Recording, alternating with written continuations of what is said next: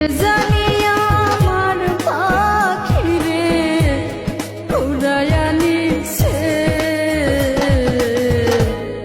মনে আমার কষ্ট হইরে সইতে পারি না যে।